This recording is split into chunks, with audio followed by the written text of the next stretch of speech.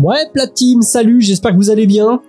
J'ai l'impression que l'algorithme YouTube aime pas trop quand je sors plusieurs vidéos par semaine, surtout sur les formats longs.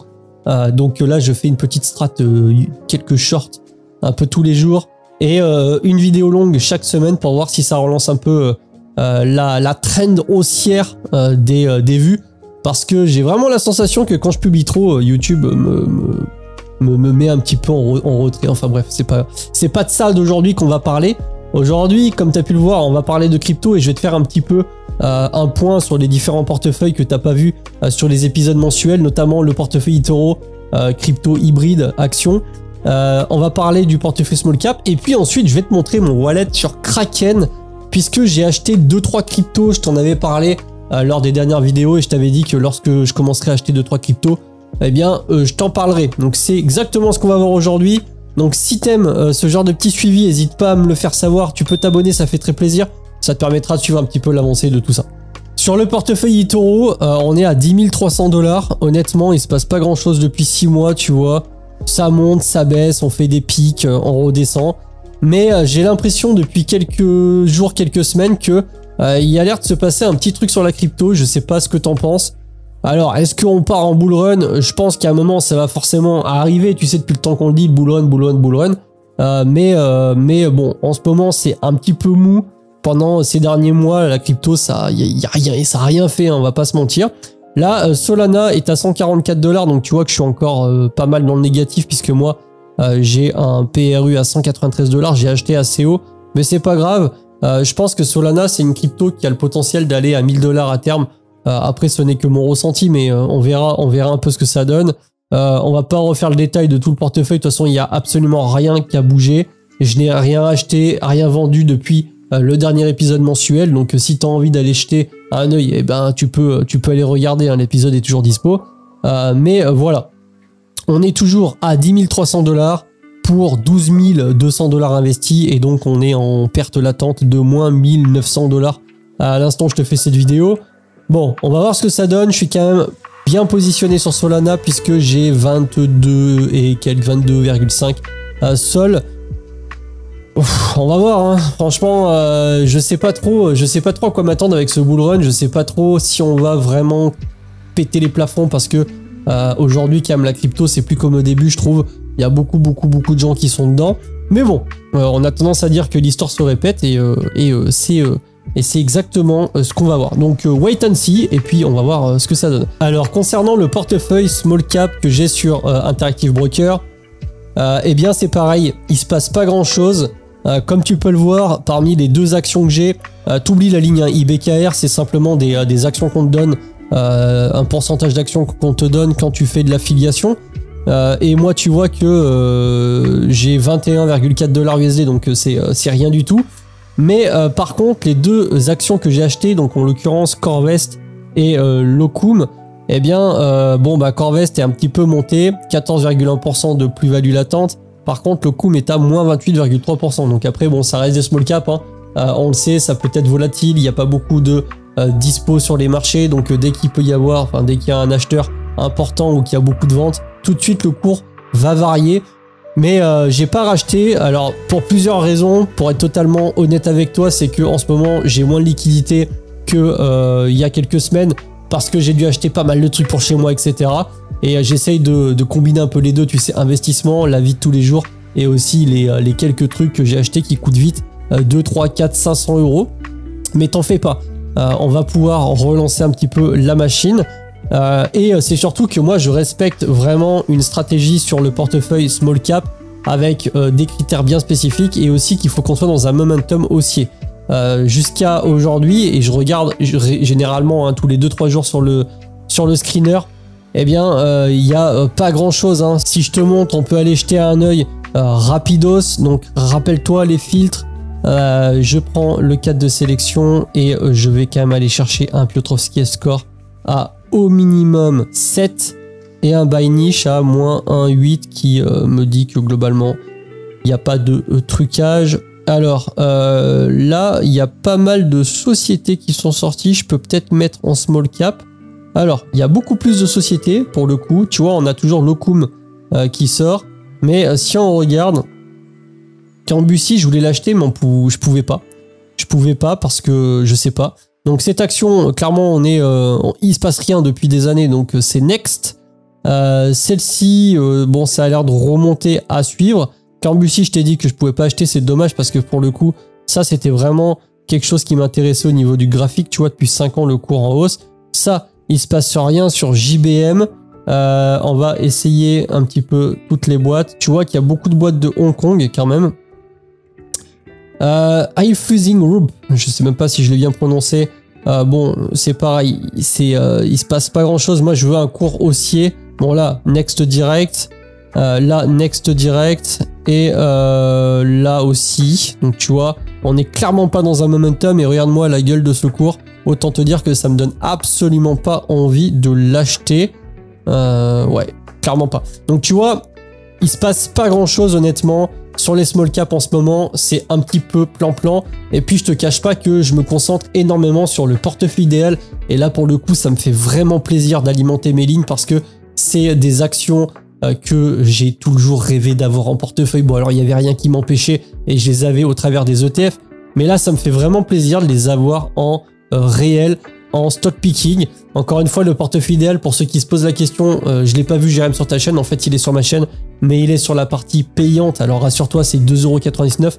C'est simplement que c'est un portefeuille qui techniquement surperforme le S&P 500 sur le terme, sur le long terme. Hein. Les backtests l'ont montré. Et pour ça, il faut quand même aller sélectionner des actions spécifiques avec un logiciel qui est pas donné, puisque la licence est 175 € mensuel. Donc, disons que je donne à dispo les infos. C'est un portefeuille que tu peux recopier et en contrepartie, je mets ça en section privée, c'est tout. Mais là, ce qui va nous intéresser en ce moment, eh bien, ça va être bien sûr la partie crypto-monnaie. Et pour la partie crypto-monnaie, comme je te l'ai déjà dit, mais c'est la première fois que je vais te montrer l'interface, en tout cas l'interface de Kraken, tu l'as peut-être déjà vu.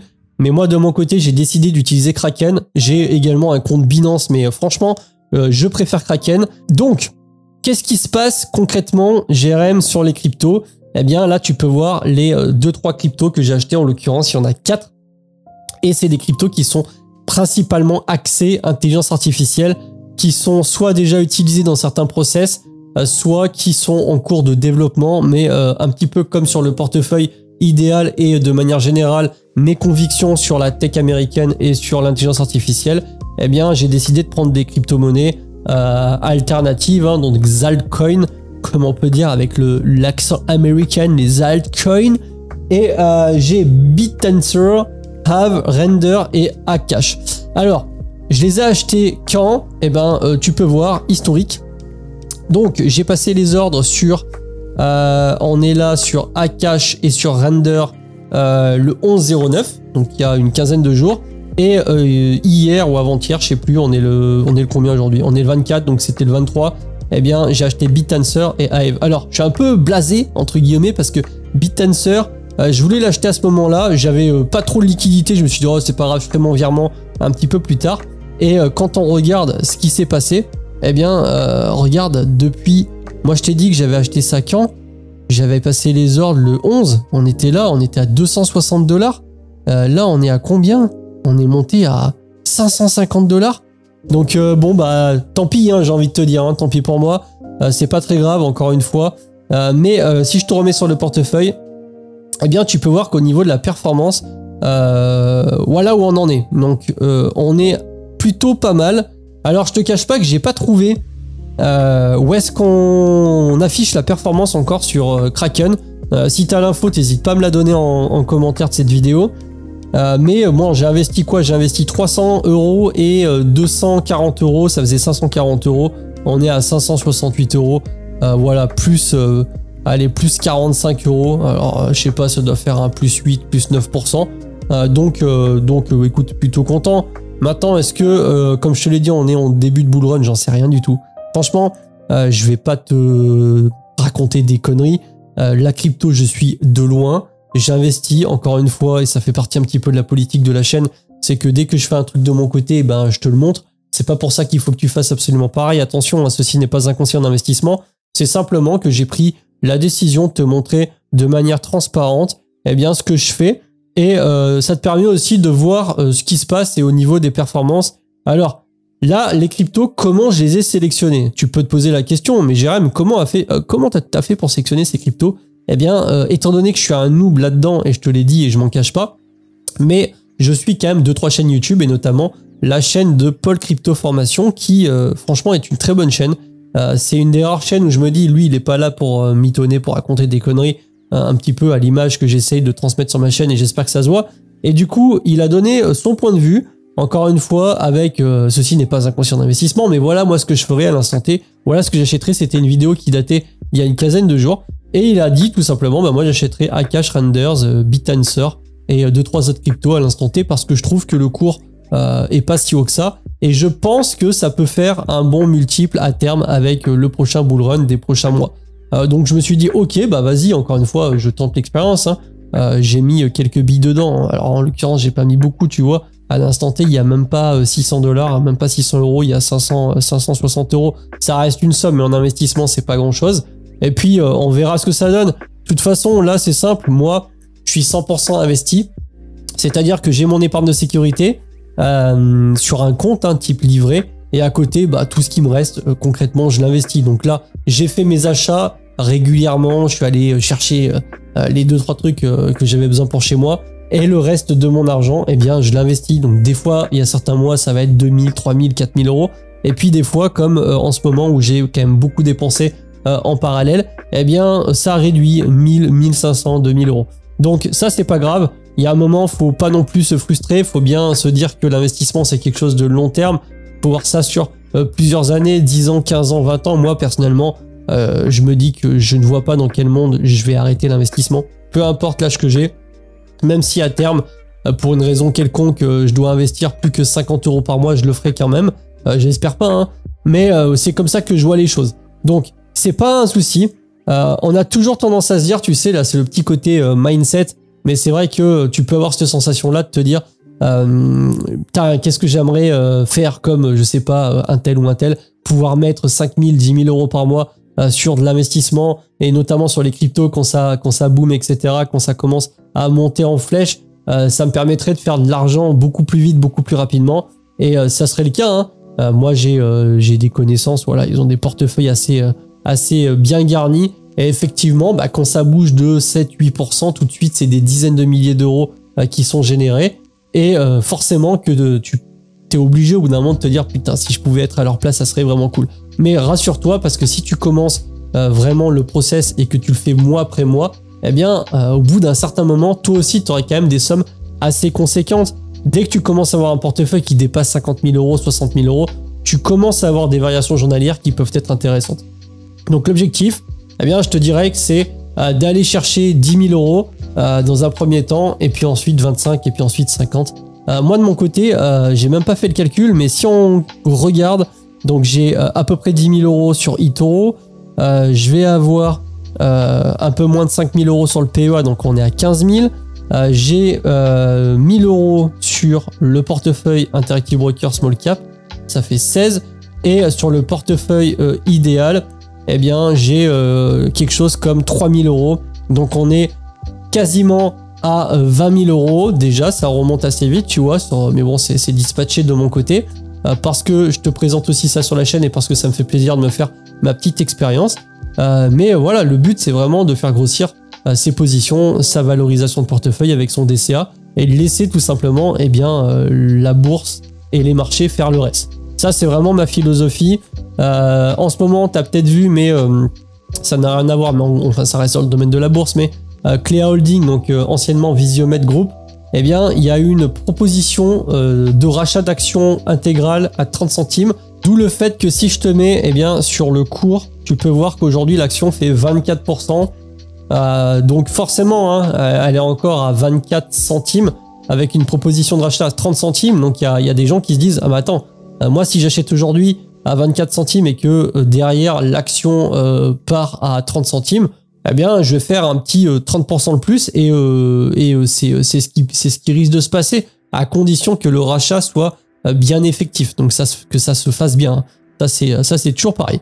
Donc moi c'est vrai que je suis sorti de Visiomed Group parce que j'ai vendu mes positions en PEA pardon lorsque j'ai dû solder pour récupérer de la liquidité. Alors, j'aurais gardé, hein, je te l'avais dit. Mais bon, voilà, les choses ont fait que... D'ailleurs, j'ai pas racheté parce que j'avais d'autres choses à faire. Je pense que c'est quand même une bonne nouvelle, surtout pour ceux qui avaient acheté beaucoup plus bas, avec un PRU qui forcément était en dessous des 30. Donc on va suivre ça de près, on va voir un petit peu ce que ça donne. Donc voilà pour le petit tour d'horizon des portefeuilles. N'hésite pas à me dire en commentaire si t'as kiffé, s'il y a une petite suggestion, où est-ce que t'en es de ton côté. Encore une fois, on a un Discord communautaire, j'ai créé un Discord communautaire que tu peux rejoindre. T'as le lien en description de cette vidéo. Et puis moi je te retrouve assez rapidement avec la prochaine vidéo. Pour le coup ça sera le suivi du PEA. Et on va voir un petit peu ce que ça donne. Les marchés commencent à reprendre un peu des couleurs. Mais il faut quand même faire attention parce que bien sûr à n'importe quel moment le marché peut se retourner si jamais il y avait des mauvaises nouvelles. J'espère que tu as kiffé. Je vais te laisser avec une petite vidéo bourse pour te donner les bases. C'était Jérém, je te dis à la prochaine. Salut!